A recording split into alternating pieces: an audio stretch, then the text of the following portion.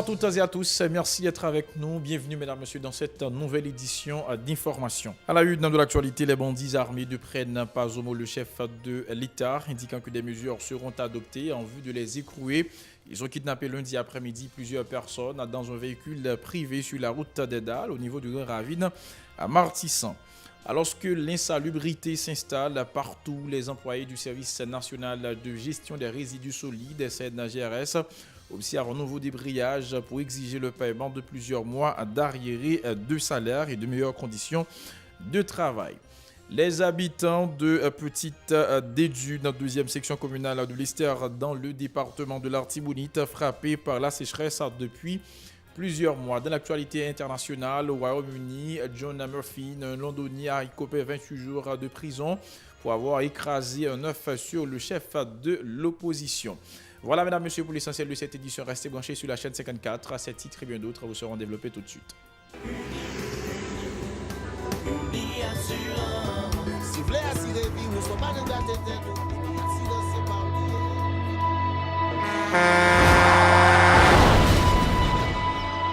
En général, moun pa reme pran assurance.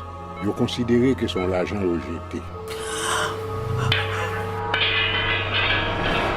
Et pourtant, l'argent assurance te doué dans budget ou à côté l'argent caille avec l'argent mangé. Li là pour les deux ou traverser un mauvais pas.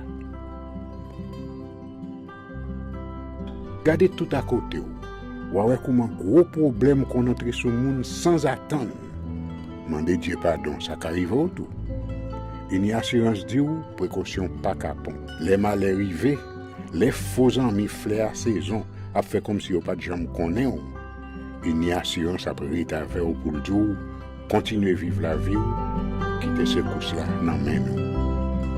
Une assurance. Vivez en toute assurance.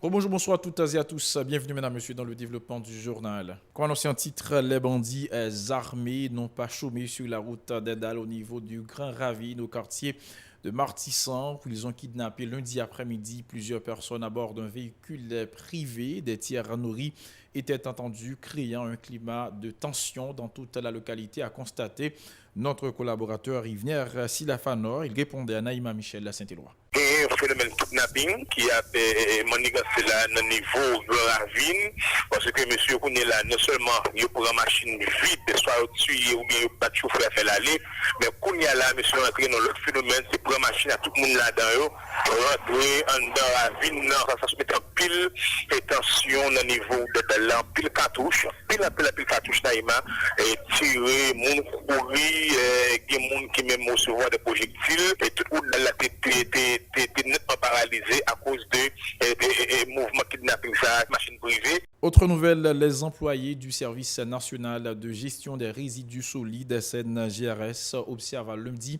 un nouveau débrayage pour exiger le paiement de plusieurs mois d'arriérés de salaire et de meilleures conditions de travail. Et très tôt, ils ont érigé sur la chaussée des barricades et lancé des pierres sur les véhicules pour faire entendre leur voix. Suivez ce reportage à signer Mario Sylvain et David Mercius. Ils étaient plusieurs dizaines d'employés à bloquer très tôt lundi l'entrée du service national de gestion des résidus solides SNGRS à l'avenue Maïgaté, non loin de la petite place Cazo, à l'est du Port-au-Prince, pour contraindre le ministère des Finances à leur accorder plusieurs mois d'arriérés de salaire. Jets de pierre, barricades de pneus enflammés, camions immobilisés, ils ont fait feu de tout bois pour pouvoir obtenir leur satisfaction. Nous avons 2 mois là, nous ne pouvons pas toucher le chauffeur, nous avons 3 mois. Moi, ça pas fait chauffeur 4 mois. Nous ne pouvons pas toucher madame, nous avons petite.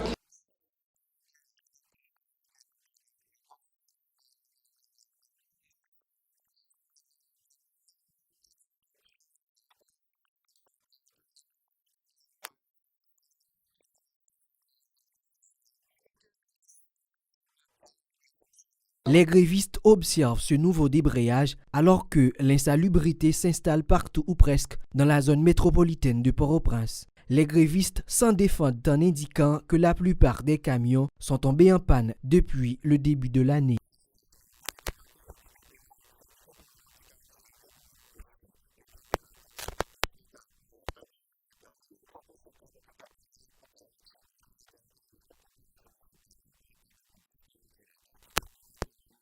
Ce énième mouvement des employés du SNGRS a été aussi l'occasion pour les salariés d'exprimer leur grogne contre le directeur général qu'ils accusent d'avoir arbitrairement limogé plusieurs de leurs collègues.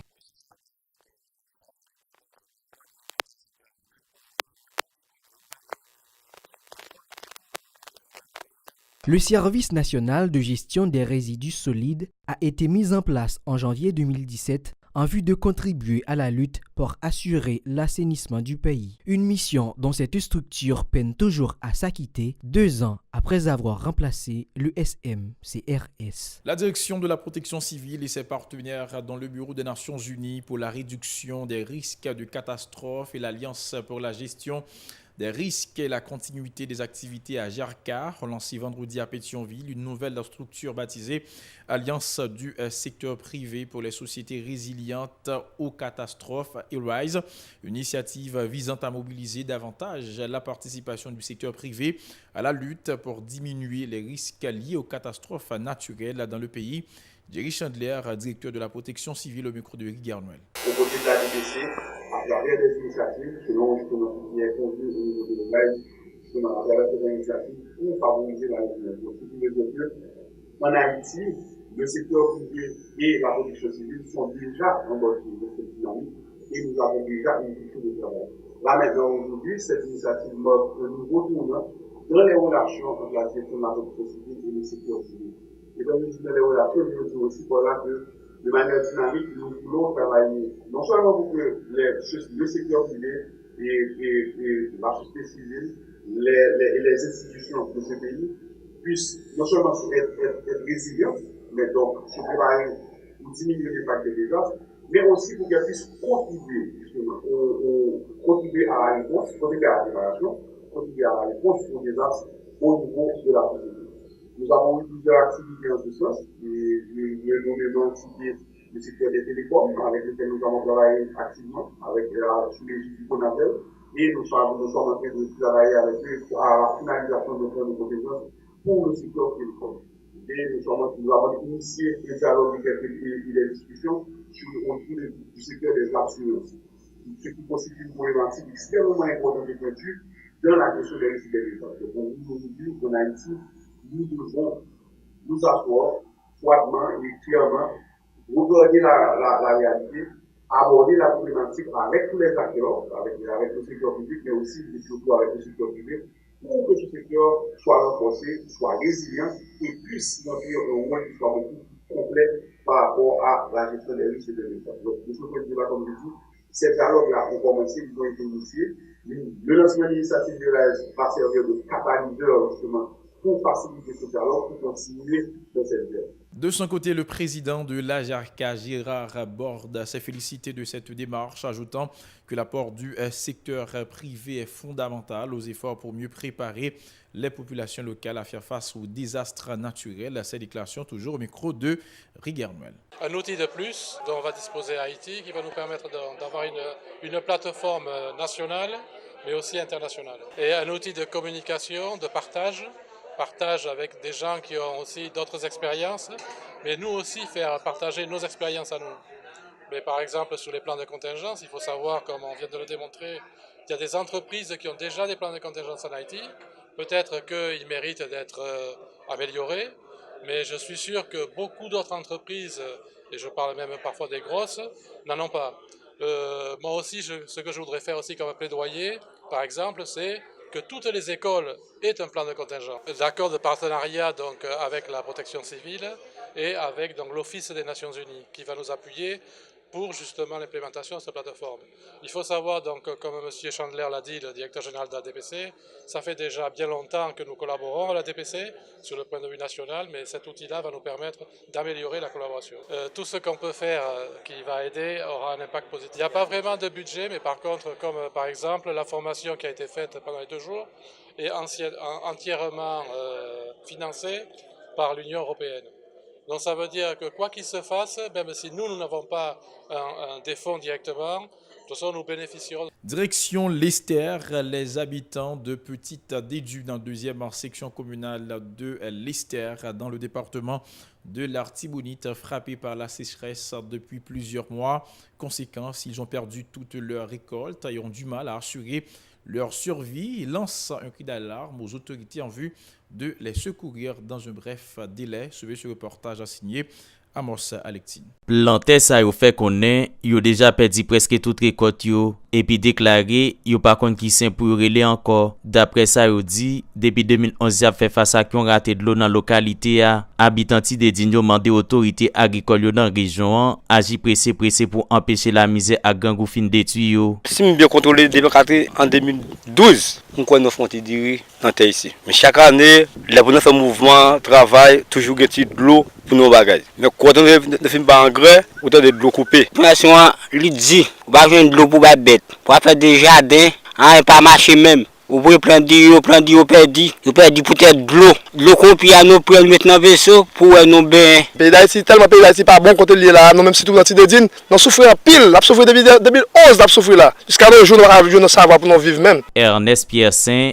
un citoyen de Dine qui vivent seulement à partir de travail la terre, considérer situation riveraine comme une violation droit moun. Dans Avili, c'est un bagage inacceptable pour un moun à vivre tant que bête dans un pays qui est indépendant depuis plus passé de 215 l'année. Monsieur Pierre Saint dit qu'il souhaitait responsable prendre conscience pour pita papitrice. Poser la question sur le problème sécheresse qui a ravagé plantation dans la région, directeur départemental agriculture, agronome Renaud Jennifer connaît situation ça c'est résultat changement climatique là, li fait connaît gen disposition qui déjà prend pour accompagner paysans yo. D'après chiffre monsieur Géné communiqué à Radio Pacifique, sécheresse a cap sévi dans département plus passé 5 mois, détruit environ 50% dans récolte yo. Pour soulager paysans yo, dans collaboration avec quelques institutions internationales, directeur départemental l'a annoncé forage une dizaine pop dans pleine Gonaïve avant longtemps. N'a fait remarquer c'est majorité commune dans département la Tibonite là cap connaît moment difficile ça.